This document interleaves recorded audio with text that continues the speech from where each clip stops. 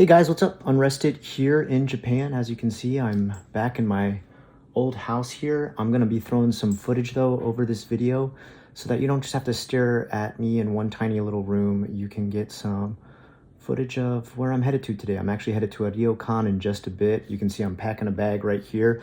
But before I go, I wanted to record a video. And I'm sorry, number one, for the quality. I've left my mic back in America. Stupid. So you are getting really raw, ugly vocals.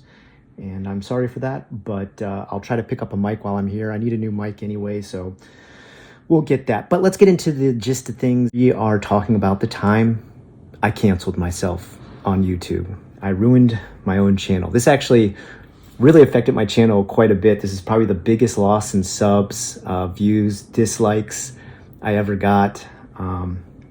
And it was the time I called out a jvlogger named Rhino. I promised all of you I would cover this since this is another thing that was one of the linchpins in the breakdown of the jvlogger community. I'm completely to blame for this. I pretty much kicked this whole thing off. Rhino, if you didn't know who he was, he still has a channel up, I believe, but I think he's changed the name to Quick Calf, as in like baby rhino was a calf, C-A-L-F. And he did jvlogging, but he was one of the jvloggers who was like in his home country. He was in America, I believe. And most of the skits that he did were about comedic things. They were actually pretty funny. The guy had like a really good sense of humor. I think he was like a naturally comedic guy. Some of his ideas, some of his videos like really had me laughing. And I remember actually being somewhat envious and jealous of how much charisma and just on-camera personality he had while he was making his videos. Does this play into any of what happened in this situation? I don't know. I'll leave that up to you. I mean, this is over nearly a decade ago that all this went down. All the videos are still up because I'm not going to deny the mistakes I've made in the past. Everything from the time that I called this guy out to the point where I made an apology for calling him out is still up. I actually went back and watched all the videos. One of the small things about this is that there are some facts involving emails exchanged during this process, and I can't get those emails back because YouTube long ago deleted their email system. So I'm not going to be able to add that to the story, like showing screenshots, I mean, and stuff, because I never screenshotted stuff at the time. So there's a video of me like literally reading it off of an iPad. So you'd have to take my word for that. Again, I leave it up to you to do that. You'll see in the end that like I pretty much call myself out for making a mistake about how I went about this. But anyway, Rhino, funny guy, made videos about Japan. He had previously been to Japan for a very short time in the past.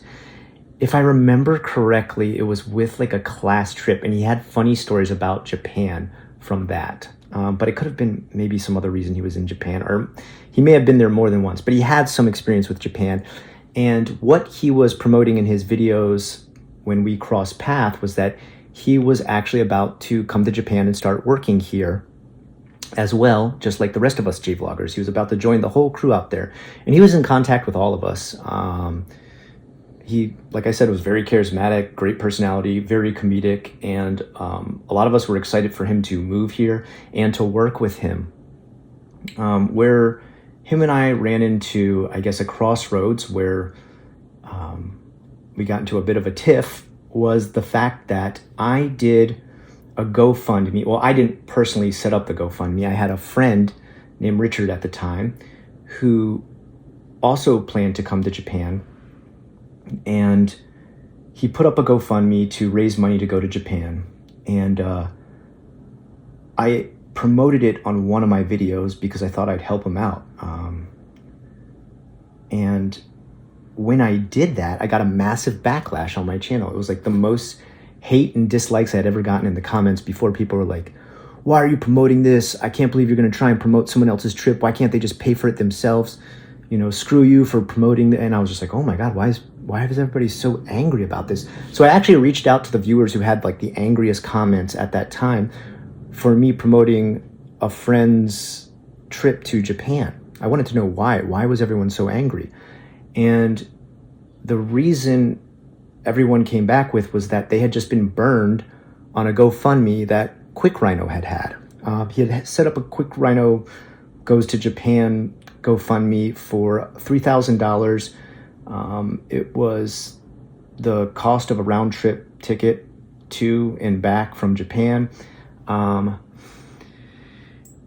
He did it on GoFundMe, where you have a very different system of funding from Kickstarter. And that's because if you don't actually follow through with whatever you're doing on GoFundMe, you still get to keep the money. And apparently he had pulled out of coming to Japan, and I didn't even know this yet. I was actually informed by my viewers who are like, yeah, we just got screwed on this, so I can't believe you're promoting another GoFundMe about a person going to Japan when a lot of us just got screwed by another guy who never showed up to Japan that we paid for.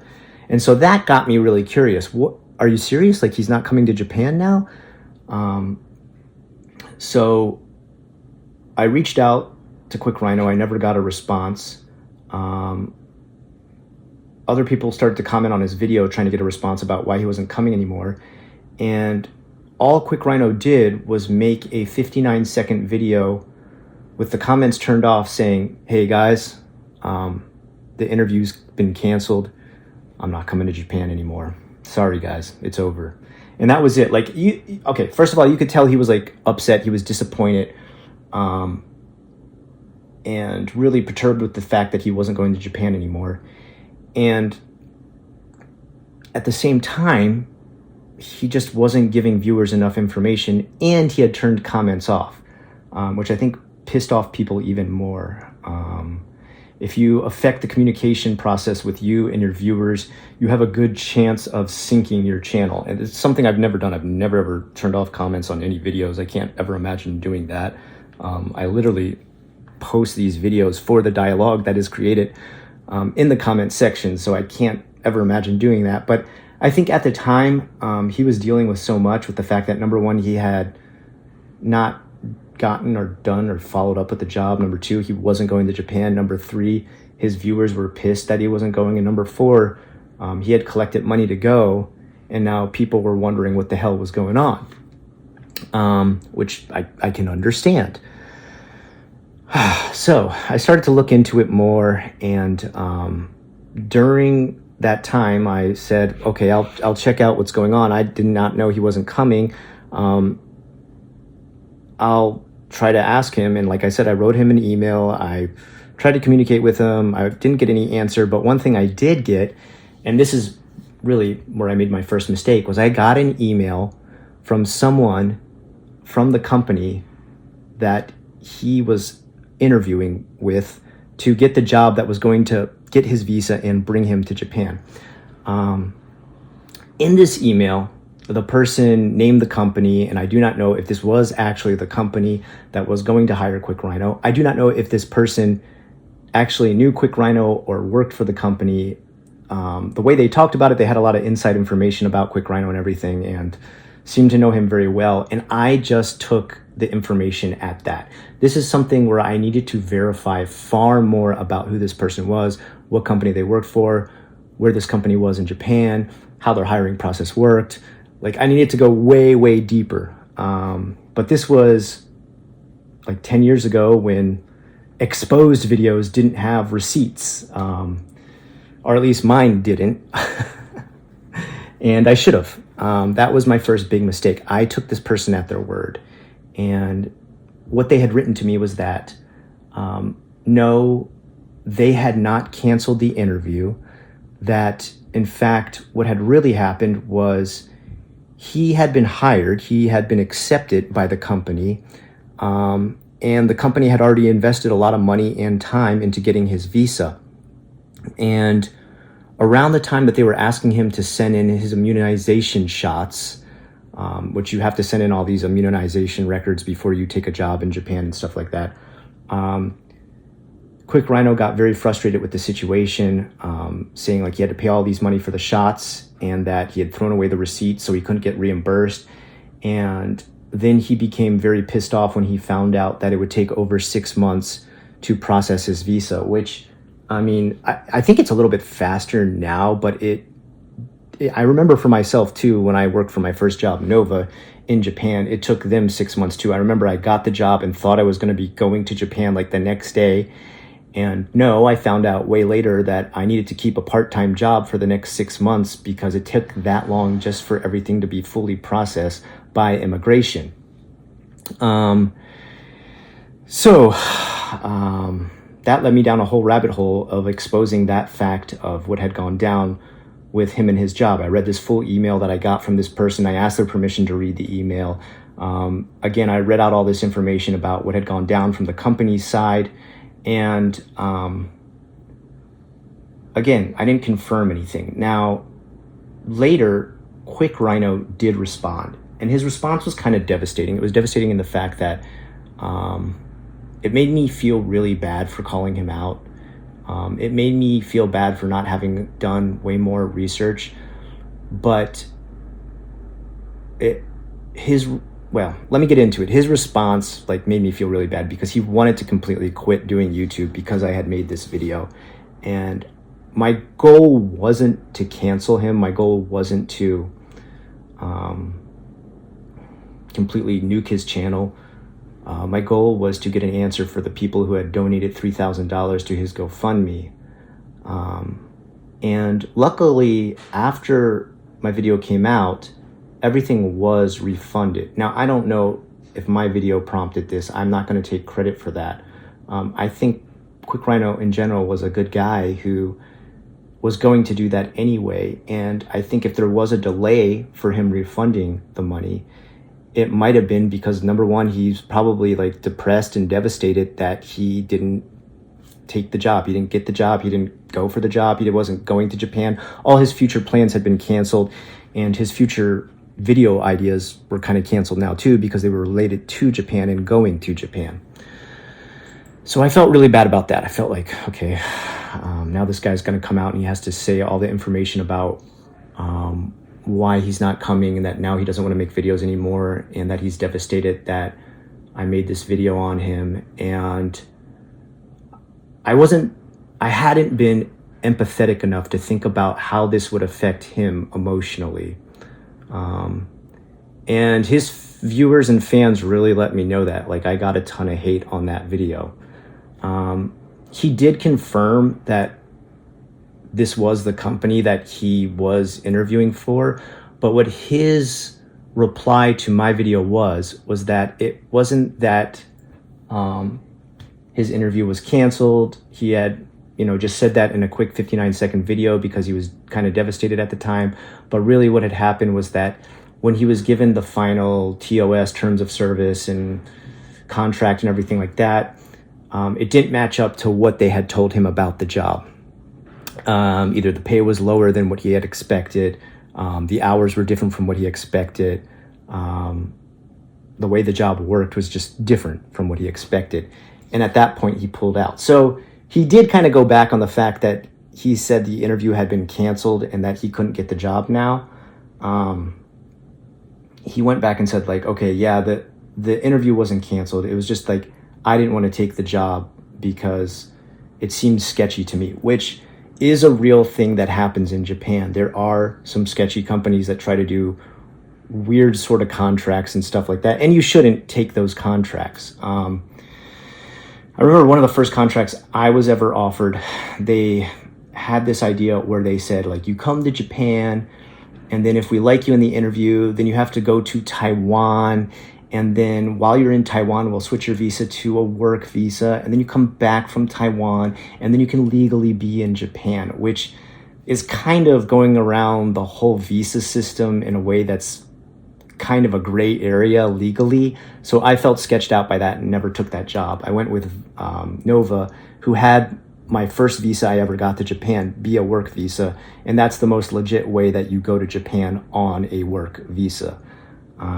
Coming there on a tourist visa, interviewing, and then having it switched to a work visa, it can be kind of sketchy at times. I'm not saying it's a wrong thing to do or you're bad for doing that. I'm just saying there can be some legally gray areas when you do that, especially now with how visas work and how immigration works and stuff like that. It's a whole nother tangent that I can't go into right now, but if you research it a little bit, you'll understand what I mean by it being a gray area. So he ended the video by saying, like, that's it, this is the end, no more videos from here on out, I'm quitting YouTube. I feel betrayed by the jvlog community, and I'm sorry I put all of you through this, and I'm refunding all the money. And he did, he refunded the money. And that kind of left me being the person who canceled Quick Rhino. He quit YouTube because of me. Later, he did finally come back, and he kept making videos after that. We kind of squashed this beef that we had. And he even deleted the reply video he had to me, the one about him quitting and stuff like that. The only things that still remained a mystery to me to this day was why his first video was 59 seconds long, only just saying, hey guys, sorry, the interview was canceled. I'm not coming to Japan. And then turn comments off. I think that was immature on his part. I think on my part, what was immature was that I didn't do more research and get more receipts on what was going down with his situation. I think what might have been immature on his part was not reaching out to me, explaining the situation more. After I sent him an email first, just so you know, I emailed him, contacted him first, but he never responded to it. If he had like just reached out and been like, hey, look, this situation, the contract changed and I got screwed over. I felt like I was getting screwed over. I think that's the information I would have come back with first. Unfortunately, the information I came back with first was the company telling me he had wasted their time and their money processing his visa, and threw a fit when he found out it was 6 months long to wait. Now, did he really throw a fit? I don't know. Did he really like just say, screw you guys for taking 6 months on my visa? Did they change the contract at the last second and offer him less money or having to work more hours or some sketchy sort of situation? They might have. I didn't know that. I didn't have any proof that that had happened on either side. And that's something I should have confirmed. I should have gone back to that person from the company and been like, he's saying you changed the contract. Is this true? Did the terms of the contract change? Like I said, I should have come with more receipts. I should have done my due diligence and researched this far longer before I made any kind of reply video or call out video. The end result was, because he was quitting, my channel took a ton of hate. I lost a ton of subscribers during that time. I think I lost around 10,000 subscribers. You know, it was my biggest thumbs down video ever. It was my first real shock of how badly it can go for you when you screw up on YouTube and don't do your proper research. My other question though was like, and I'll still wonder this to this day, why he didn't just come over. He had raised the money and he could have used it. I don't know why he didn't just come over and still try to like check out other jobs and stuff like that, like check in with other companies or, you know, try to get a working holiday visa or maybe in like the farmer visa where you can like work on a farm part-time. You know, just try something else different. And then he could keep the money, enjoy his trip to Japan, work with the jvloggers he wanted to work with, and still make his viewers happy that he recorded a couple of videos in Japan. I think for him, it was the big shock of everything falling through at the last second that just perturbed him to the point that he canceled everything. I think on top of it, I didn't help the situation by making my expose video. I think I, you know, put him in even deeper of a black hole of like depression from things something that you're excited about being canceled suddenly. So that was my mistake too. I think would have been the best scenario, looking back on it now, years and years into the future of making videos, is there should have been a collab video where we connected on Zoom or Skype or whatever people used 10 years ago, and talked it out live on the air. He could have explained to his viewers, he could have explained to me, he could have kept comments on the video so that they could ask him questions about what's going on with their money. But at the end of the day, I think we both really made big mistakes with how we handled it. I don't know. It was a big mess. I really screwed up. I made a lot of enemies in the jvlog community because there were people that were on Quick Rhino's side. There were people on my side, and I feel like it was dumb for me to ever have made this video to begin with because, like I said, I didn't come with enough research. It created a rift in the community. It kind of kicked a person when they were already down, not able to come to Japan after they had been super excited to come. And at the end of the day, my channel is not a channel that is like a call out channel or like a commentary on other YouTubers type of channel. Recently, I've been doing some nostalgic reviews where I remember some of the good times from jvlogging, but I'm not like a drama channel, you know what I mean? And I think that's what I had turned my channel into for a brief period when I covered this topic. What do you guys remember from it? The videos are still up. You can go back and watch them. My apology's still up. In my apology video, it has to be like one of the worst videos I think I've ever seen. The camera is total garbage in it. Also in it, I say that I'm going to take down all the old videos, and I did, but later I felt like that was kind of hiding from what I had done in the past if I took those videos down when I had called Quick Rhino out. I put them back up. Quick Rhino's not making videos. He hasn't made videos, I think, like in 11 years at this point. So he's long been offline. And I don't think he has any plans in the future to come to Japan. And maybe that's my fault. And if it still is, I'm sorry. Worst situation, the worst I ever felt about making videos. It was like one of the darkest times I ever went through where I was just like, why did you do this, Scott? Like, this was the dumbest thing you've ever done with your channel. But I mean, it taught me a lesson. It taught me, don't ever make a video like this again unless you come with tons of research. Don't ever use your channel for something it's not. And, you know, try to be more positive with the messages that you're putting out there into the world. Try to use your channel for something good rather than this call out BS. You know, a little while after, like about 2 years ago now, I did make a channel covering like situations in YouTube where like YouTubers were fighting and stuff like that, and I looked at it and I actually quit the channel just because like I felt so negative about that situation. I felt like it was spreading too much negativity into the world. And that's the way I feel about like the old Quick Rhino videos that I made. Nonetheless, I still do keep them up as a reminder to myself to never go down that path again. Have you guys ever had a situation like this where you called someone out, you found out later the situation was a little more of a gray area than you knew, and then you felt really bad for having called them out? If so, let me know in the comments below. Let me know what you think about this situation in the past. Were you around for it? Were you a Quick Rhino follower? I know I've still got Quick Rhino people to this day who love him, who have been constantly asking me to make videos about this, and I did it. I called myself out and talked about the time I pretty much canceled myself and the regrets I have over it. And that is another crack, a fault line, a linchpin in the deterioration of the jvlog community, and it's completely on me. Something I would not want to repeat again. I hope the audio is not too awful on this video. I do want to give a thank you to all my members.